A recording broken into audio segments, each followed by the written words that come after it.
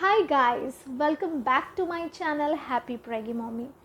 बहुत सारे क्वेश्चंस आए हुए थे मेरे अर्ली प्रेगनेंसी सिम्टम्स पूछते हुए कि third, fourth, fifth and sixth week में मैं कैसे फील कर रही थी, क्या फील कर रही थी, प्रेगनेंसी सिम्टम्स क्या थे, क्या क्या चेंजेस आए थे मेरे बॉडी में, क्या क्या मैं खुद अपने आप में देख पा रही थी, क्या मैं फील कर पा रही थी। तो यही सब लेके आज की वीडियो में हम डिस्कस करने वाले हैं और आई होप दैट आज का जो वीडियो होगा वो आपके लिए भी काफ़ी ज़्यादा इंटरेस्टिंग और इन्फॉर्मेटिव होने वाला है। So without any are let's get started with the video.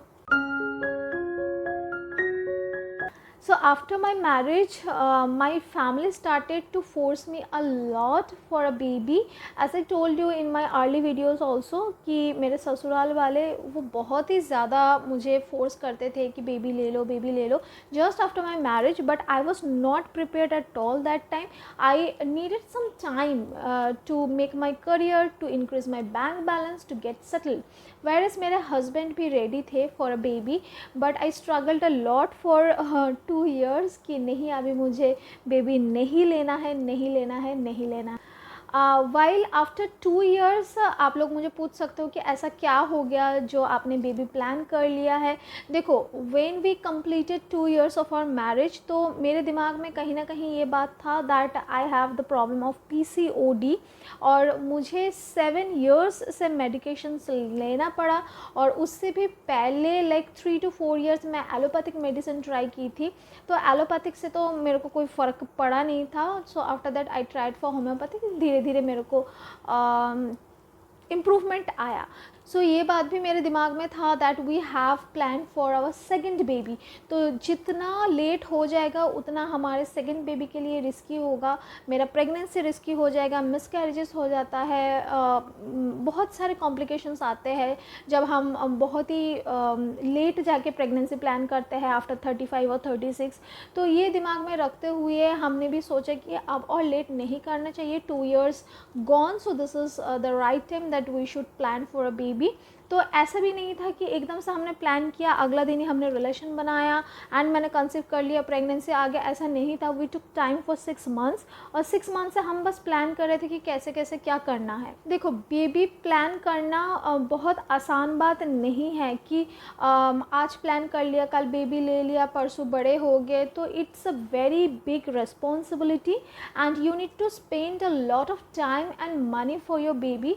So for that you have to make yourself prepared first. अपने आप को पहले तैयार करना बहुत ज़रूरी होता है, उसके बाद आप प्रेगनेंसी प्लान करो।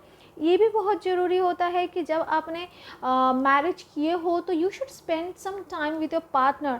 आपको अपने पार्टनर को जानने के लिए टाइम चाहिए, उनके साथ स्पेंड करने के लिए। एंड यू नो, शादी के बाद वो जो टाइम होता है ना, लविंग हगिंग वाला, वो ज़रूरी होता है। व्हेन अ बेबी कम्स तो रिस्पॉन्सिबिलिटी बढ़ जाता है, कहीं ना कहीं वो लैक करता है। तो अपने आप के लिए घूमने फिरने के लिए, इंजॉय करने के लिए भी थोड़ा बहुत टाइम चाहिए था। So we spend 2 years and after that हमने बेबी प्लान किए थे फॉर 6 मंथ्स। एंड देन मैंने जब ये चैनल खोली थी ना तो मैंने वो वीडियो डाली थी about my failed pregnancy.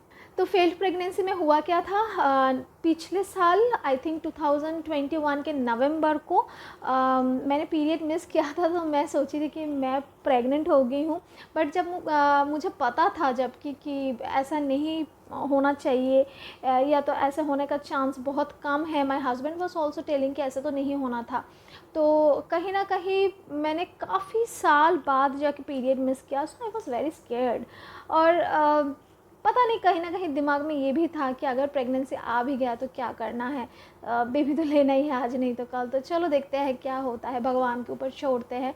And later on I got to know that it is because of COVID vaccine जिसका एडवर्स इफेक्ट था और मैंने पीरियड मिस किया क्योंकि कोविड वैक्सीन का जो डोज था, उनका जो इफ़ेक्ट था, वो सबके बॉडी में अलग अलग तरीके से इफ़ेक्ट कर रहे थे, इंक्लूडिंग द रिप्रोडक्टिव सिस्टम। इसीलिए किसी के पीरियड बहुत ज़्यादा हो रहे थे उस टाइम पे, किसी के पीरियड बहुत कम हो रहे थे, क्वांटिटी कम हो रहा था। तो मेरे साथ यही हुआ, मैं पीरियड मिस कर गई थी और उस टाइम पे मैं बहुत डरी हुई थी।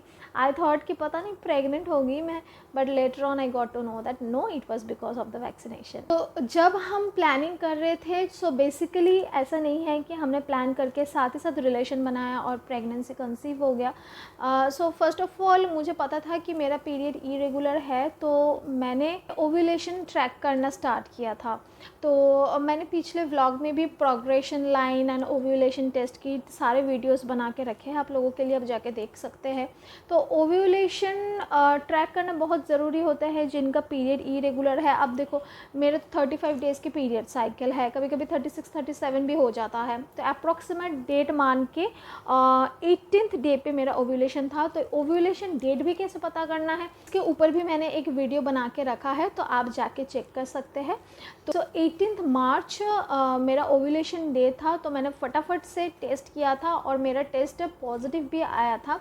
सो ओव्यूलेशन जैसे ही पॉजिटिव आया तो मुझे पता चल गया कि मैं ओव्यूलेट कर रही हूँ। साथ ही साथ हमने रिलेशन बनाए थे 18th डे पे, और भगवान का लाखों शुक्रिया है कि एक ही चांस में, चुटकी में मैं कंसीव कर गई, प्रेगनेंसी आ गया था। और यकीन मानिए दोस्तों कि डे 1 से, जिस दिन से मैं कंसीव की थी, डे 1 से मुझे पता चल गया था कि मैं प्रेग्नेंट हूँ। काफ़ी सारे लड़कियाँ समझ ही नहीं पाते हैं कि वो कंसीव कर गए कि नहीं, प्रेगनेंसी आया है कि नहीं।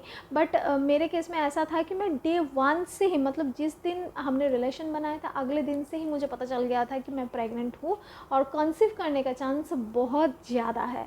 अगर मैं डिटेल में बात करूँ 18 डे पे, यानी कि जो LMP होता है लास्ट मेंस्ट्रुअल पीरियड, वो मेरा था 27th ऑफ मार्च। उसके बाद 18th डे पे, यानी कि 27th ऑफ मार्च के बाद 18 दिन, ठीक है, तो 3rd वीक चलता है। तो उस टाइम पे आप ना तो कोई रिलेशन बना रहे हो, ना आप प्रेग्नेंट हो, बट फिर भी प्रेगनेंसी के केस में आपके जो लास्ट LMP है उसी दिन को फर्स्ट डे माना जाता है, और उस हिसाब से आपके एस्टिमेटेड जो डिलीवरी डेट है वो निकाला जाता है। सो 18th डे यानी कि 3rd वीक चल रहा था उस टाइम पे जब हमने रिलेशन बनाए थे। जैसे हमने रिलेशन बनाए थे उसके तुरंत बाद ही, आई मीन अगले दिन से मेरे एब्डोमिनल क्रैम्प बहुत ज़्यादा था। यकीन मानिए लोअर एब्डोमेन में क्रैम्पिंग बहुत ही ज़्यादा शदीद था। मुझे ऑल टाइम अनकंफर्टेबल लगता था। बाइक पे जाना, ट्रैवल करना, काम के लिए बैठना, रसोई में काम करना, बाहर जाना अगर हो कुछ भी लाने, मेरे को इतना प्रॉब्लम होता था। एब्डोमिनल क्रैम्प मुझे इंस्टेंटली हुआ, जबकि किसी किसी महिला में बाद में पाया जाता है ये एब्डोमिनल क्रैम्प 2nd या 3rd मंथ को जाके होता है। स्टार्टिंग में किसी को नहीं होता है, समझ भी नहीं पाता है कि कोई रिएक्शन हुआ है बॉडी में या कोई हार्मोनल चेंज हुआ है। मेरे को तुरंत बाद ही इतना ज़्यादा शदीद एब्डोमिनल क्रैम्प होने लगा था and I field so disturbed. But मुझे कहीं ना कहीं लग रहा था ये क्रैम्पिंग कहीं रीज़न तो नहीं है प्रेगनेंसी का, बट मुझे पता था कि अर्ली प्रेगनेंसी सिम्टम्स क्या होता है और उसमें एब्डोमिनल क्रैम्प भी एक रीज़न है। सो मुझे कहीं ना कहीं लग रहा था कि मैं कंसीव कर गई। बट ये जो लोअर एब्डोमिनल क्रैम्पिंग थे ना मेरे, it continued for about 3 months. First जो ट्राइमेस्टर है, पूरे ट्राइमेस्टर में मेरे एब्डोमेन में बहुत ज़्यादा क्रैम्प था और मैं उठने बैठने में मुझे बहुत दिक्कत होता। स्टार्टिंग में तो मैं घर वालों को बताई भी नहीं थी कि मैं प्रेग्नेंट हूँ या we tried for a baby, but later on जब मैंने घर वालों को बताई थी तो my mumma also said that yeah this is a sign of early pregnancy. So ये सिम्टम्स होते हैं। बाद में डॉक्टर ने भी बताया जब मैं डॉक्टर के पास गई थी, but it was like very difficult for me to handle all the household chores and you know works. बहुत डिफ़िकल्ट होता था उस टाइम पे, but that was the first early pregnancy symptom which I felt. पता है कि pregnancy test मैंने कब किया, तो देखो ओव्यूलेशन जिस दिन हुआ 18 दिन पे मेरा ओव्यूलेशन हुआ था पीरियड के बाद। सो 18 डे पे जब हमने रिलेशन बनाए थे उसके 8 दिन बाद, ठीक है, उसके 8 दिन बाद यानी कि 4th वीक में, ठीक है, 4th वीक में मैंने टेस्ट किया था, क्योंकि मुझे तो पता था कि हमने रिलेशन बनाए हुए हैं और मेरे कंसीव होने का चांस बहुत ज़्यादा है। तो उस टाइम पे I expected a positive result, but मैंने टेस्ट भी किया था शाम के टाइम और मेरा रिज़ल्ट भी आया था नेगेटिव। और मैंने अपने हस्बैंड को भी बताया, तो माय हस्बैंड ऑल्सो सेड कि इवनिंग के टाइम कौन सा पॉजिटिव रिज़ल्ट आता है, you should try after some time. So on 8 DPO यानी कि 21 अप्रैल, ठीक है, मैं आप लोगों को डेट भी बता रही हूँ।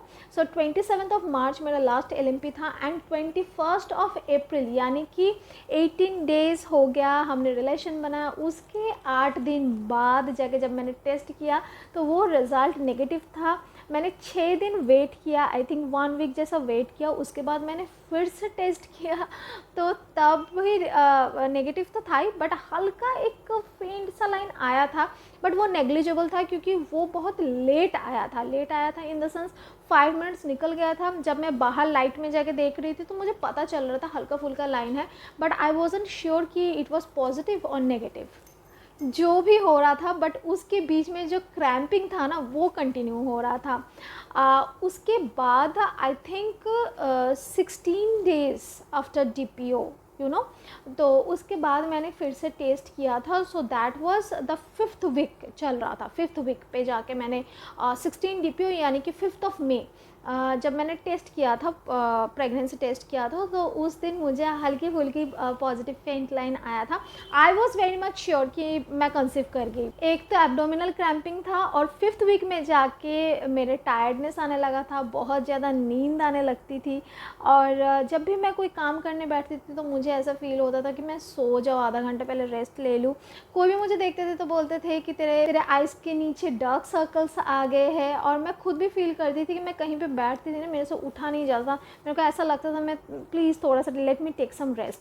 तो ये टायर्डनेस जो है ना, ये भी मुझे फील हो गया था 5th वीक से, हल्का फुल्का, इतना ज़्यादा नहीं था। लास्ट टेस्ट जो मैंने किया था वो था आई थिंक 12th और 13th मई यानी कि 24 DPO में जाके किया था, जब मेरा 6th वीक लग गया था, क्योंकि आई वॉजंट श्योर कि मैं प्रेग्नेंट हूँ कि नहीं। According to the test kit हल्का फुल्का देखो फेंट लाइंस आते रहते हैं, इसका कई सारे कारण भी होता है जो मैंने पिछले वीडियो में भी शेयर किया है, जैसे इक्टोपिक प्रेगनेंसी, मिस्ड अबॉर्शन हो जाता है, कई बार पीरियड्स आने के पहले भी ऐसे हल्का फुल्का पॉजिटिव लाइन आता है, बट पीरियड आ जाता है, HCG हार्मोन का अप एंड डाउन होना किसी मेडिसिन के कारण, स्टेरॉइड्स के कारण, ये सब भी होता है। तो जब तक ना मेरा लाइन प्रोग्रेस कर रहा है तब तक I can't say that I am positively pregnant, क्योंकि लाइन प्रोग्रेशन एक बहुत इंपॉर्टेंट पार्ट है प्रेगनेंसी का सक्सेस ले आने में। So finally on 24th DPO when I tasted and I got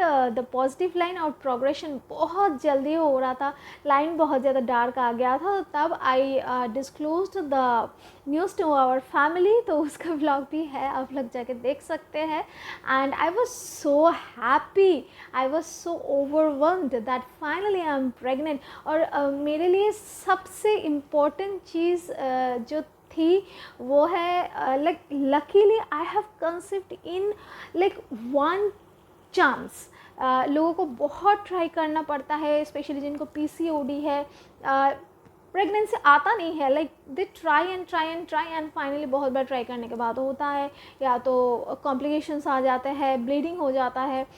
O by the way मुझे इम्प्लांटेशन ब्लीडिंग नहीं हुआ था बिल्कुल भी, किसी को 6th वीक में जाके इम्प्लांटेशन ब्लीडिंग होता है, मुझे तो बिल्कुल भी ब्लीडिंग नहीं आया था अभी तक, तो आई एम हेवनली सेफ। उसके साथ साथ मॉर्निंग सिकनेस मुझे बिल्कुल भी नहीं था, जो काफ़ी लड़कियों को शिकायत होती है। पूरे प्रेगनेंसी में ना मॉर्निंग सिकनेस ना वॉमिटिंग, कुछ भी नहीं था। हल्का फुल्का नोज़िया मेरे को 3-4 दिन के लिए आया था, दैट्स ट्रू, बट वो भी लाइक 3rd मंथ में जाके आया था, बट इतना भी सीवियर नहीं था कि मुझे मेडिसिन लेना पड़े। ऑल्दो डॉक्टर ने मुझे नोज़िया के मेडिसिन दिए हुए थे, बट आज तक मैंने नोज़िया का कोई मेडिसिन नहीं लिया, ना तो ज़रूरत पड़ा।